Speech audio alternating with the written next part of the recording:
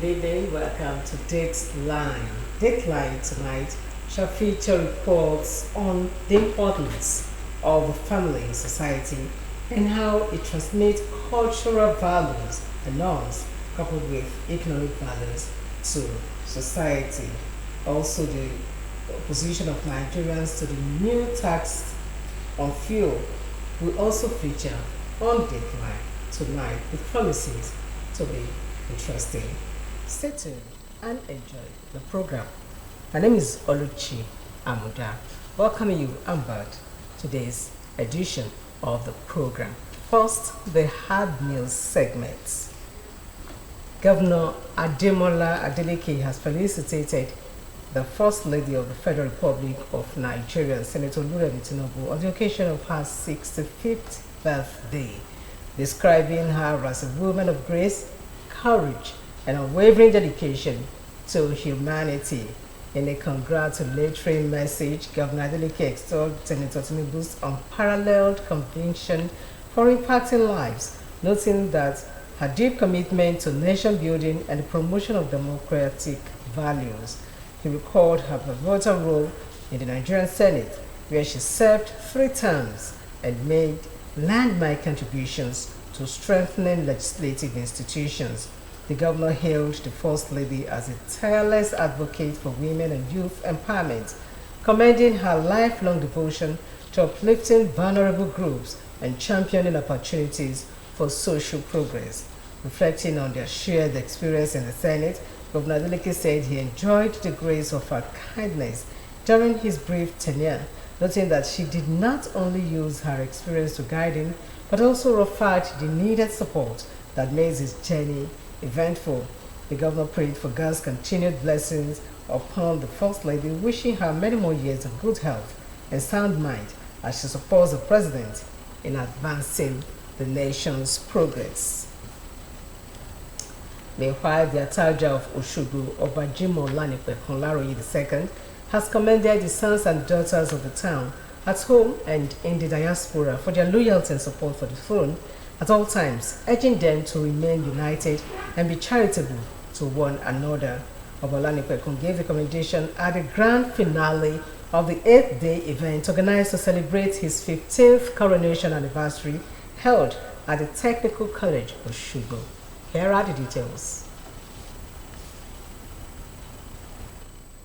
Of Osogbo at home and in the diaspora, as well as friends and well-wishers, converged on the Technical College playground, Osogbo, for the grand finale extravaganza of the 15th coronation anniversary of the Ataja of Osogbo, Obajimo Olanikwekun Laroye II.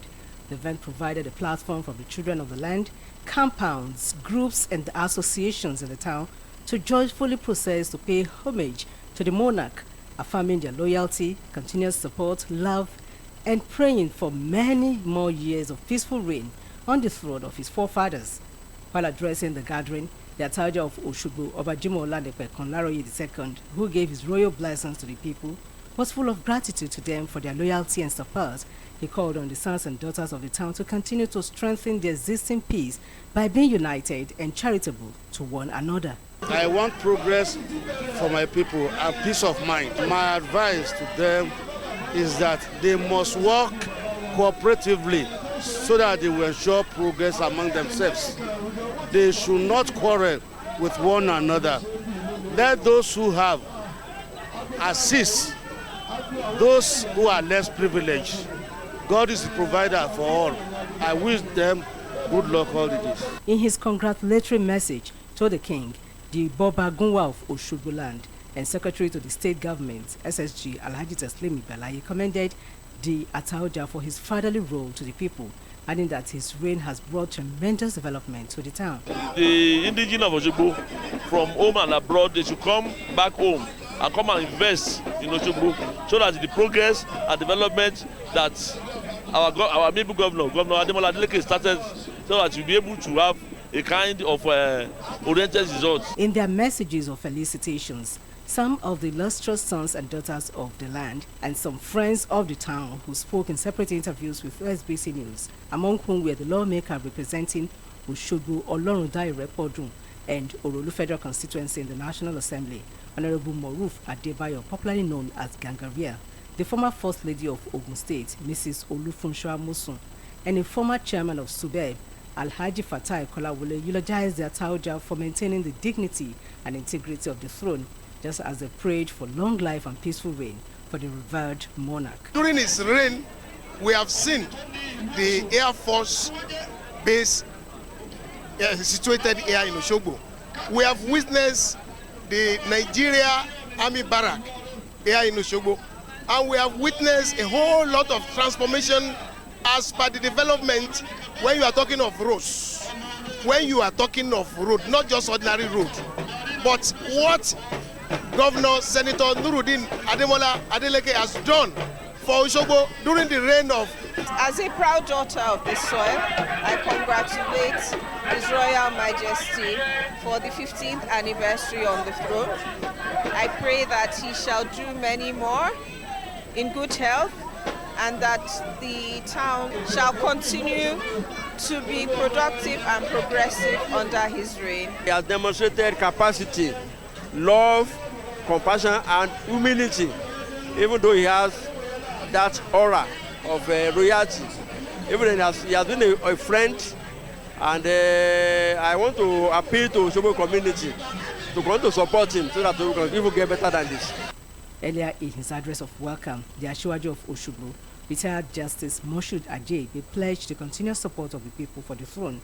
The grand finale extravaganza of the 15th coronation anniversary of the Ataja of Osogbo also featured the cutting of the anniversary cake. Oluchi. The Chief Justice of Nigeria, Justice Kudirat Kekereekun, will next week swear in 57 new appointed senior advocates of Nigeria SANs at the main courtroom of the Supreme Court in Abuja. According to a statement issued by the Director of Information and Public Relations of the Supreme Court, Dr. Festus Akande, the ceremony is part of activities lined up for the formal commencement of the 2025-2026 legal year of the Apex Court. Justice Kekereekun is expected to deliver an address reviewing the performance of the Supreme Court in the 2024-2025 legal year and providing an overview of developments within the Nigerian judiciary. Key stakeholders in the justice sector include the Attorney General of the Federation and Minister of Justice, the Chairman of the Body of Senior Advocates of Nigeria. The President of the Nigerian Bar Association will also make presentations during the special court session. Alumni and Development of Alma Mater, a Collective Responsibility, was the title of the lecture delivered by Professor Muibat Bello at the Gala Night to mark the 50th anniversary of Ansaruddin Society High School, Ejigbo. Here are the details. The Gala Night was the climax of the 4-day activity-packed events organized by the Old Students Association of Ansaruddin Society High School, Adosa, in Ejigbo local government area of Osun State to celebrate the golden jubilee of their institution. The program provided an avenue for the old students, most of whom have excelled in different fields of human endeavors, to reunite, relax, unwind, network, and make strategic plans for the development of their alma mater. While delivering the anniversary lecture titled Alumni and Development of Alma Mater, a Collective Responsibility, the guest lecturer, Professor Muibat Bello, stated that it is noteworthy to understand that development does not lie solely in the hands of government or school authorities alone, stressing that it is a collective responsibility. According to her, alumni hold a unique and powerful position and should know that their involvement, which could be through mentorship, financial support, or moral encouragement, can transform lives and preserve desired legacies. The same way we honor our biological mother, so we should honor our alma mater. In his opening remarks, the national president of the group, Alhaji Abdulmajid Okpatokun, was full of gratitude to Allah for the grace to celebrate the 50th anniversary of the school, which provided a platform for achieving their dreams and aspirations in life. He commended the members for their untiring efforts in sustaining the vision of the founding fathers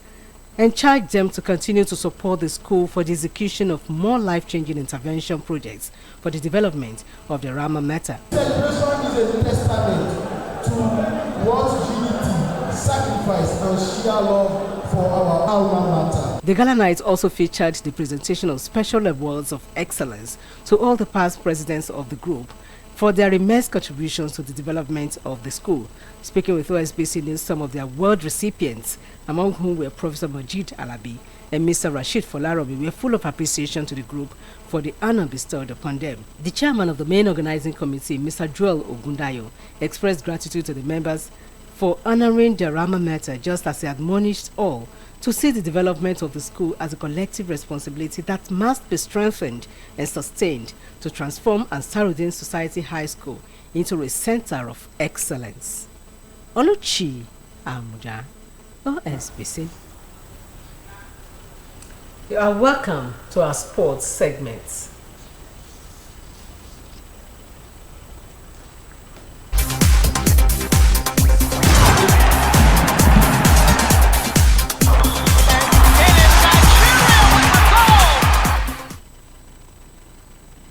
Welcome back. The Flying Eagles have opened their preparations for the 2025 FIFA Under-20 World Cup with a 1-1 draw against host Chile.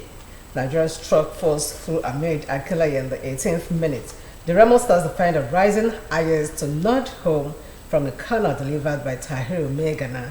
The start of the second half saw the keeper make two crucial saves in quick succession to deny the host an early lead.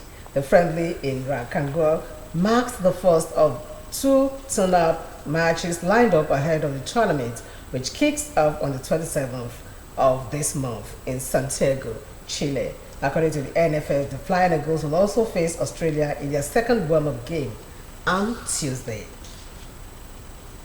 On the foreign scene, Guinea has held a long-awaited referendum on a new constitution that could allow coup leader Namadi Doumbouya to run for president and will transition the African nation from military to civilian rule.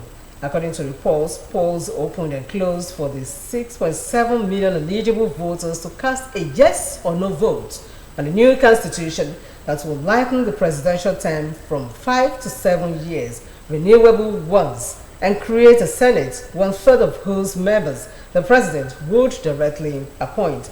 Reports have it that the government deployed security officers with a government statement outlining that more than 40,000 security personnel were deployed to provide security for the election. It was learned that the referendum has been criticized as a power grab by Guinea's interim president, General Namadi. His military-led government missed the December deadline. It had set to return the government to civilian rule after he had seized power 4 years ago. While General Doumbouya has not yet said if he would run in the presidential election. His transitional charter adopted by his government after he took power said coup members would be barred from standing in the next election coming up in December. We now go on a break. Deadline continues shortly. Don't go away.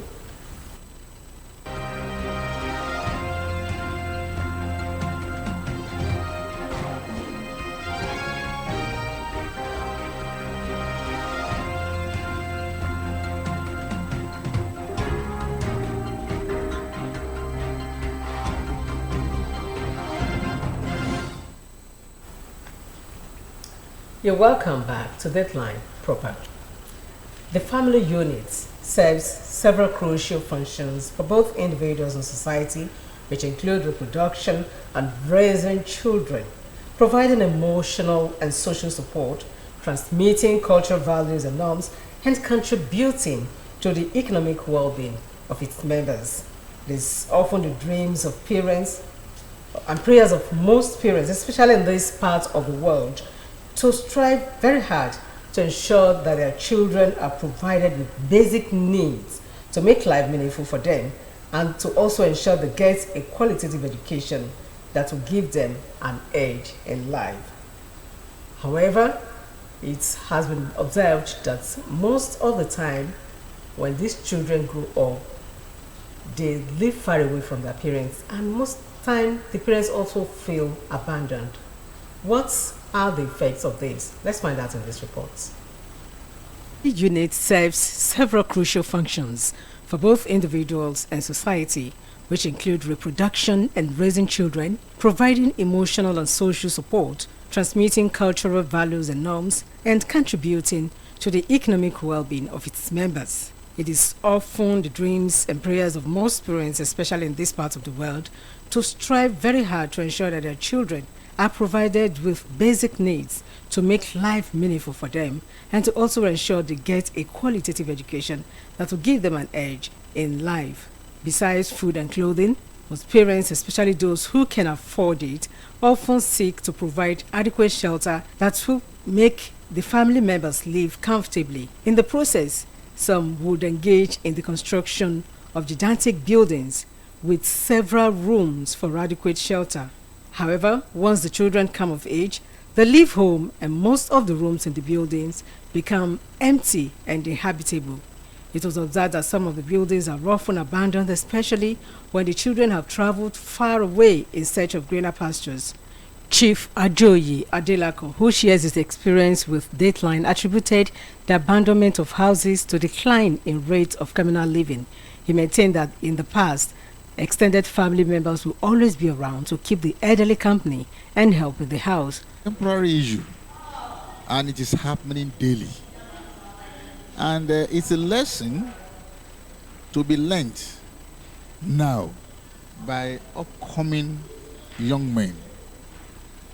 You see, having a big taste, it's not that it is bad, but one should be able to actually take care of himself even in his old age. If you depend on your children to do the needful, it may not be their fault not to be around to take care of you. Situation may have taken them somewhere else. Let us go back to the olden days. You see, the Yajes and the Babajes are really no longer effective. Let us radiate love among ourselves. If it is still possible, is it the family compounds are deserted now? The moment we grow up there, we go away. Me, I have to really go back and begin to repair my father's house, where I'm not living.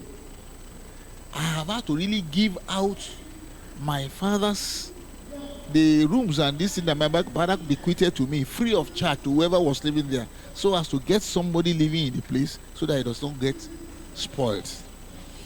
The truth of the matter is that the moment we go out of the nuclear family because of the fear of witches and wizards in the family compound, then we abandon some areas, and that is why you have recluse all over the place now that is not developed. Even if you go and rebuild it, who is going to live in the place? Similarly, Idan, Professor Babatunde Yahaya also spoke on the need for parents to adequately plan for their old age, adding that the challenges of dilapidated buildings have come to stay because every parent always pray for their children to be greater than them. It's a thing to worry about, but of course, I want to see it as a result of what I want to call over-civilization. In those days, we lived with our father, our mother, we assist them at doing house chores, assisting them on their daily activities. Like me, I go to farm with my father to do a number of things. But these days, Catholic, you see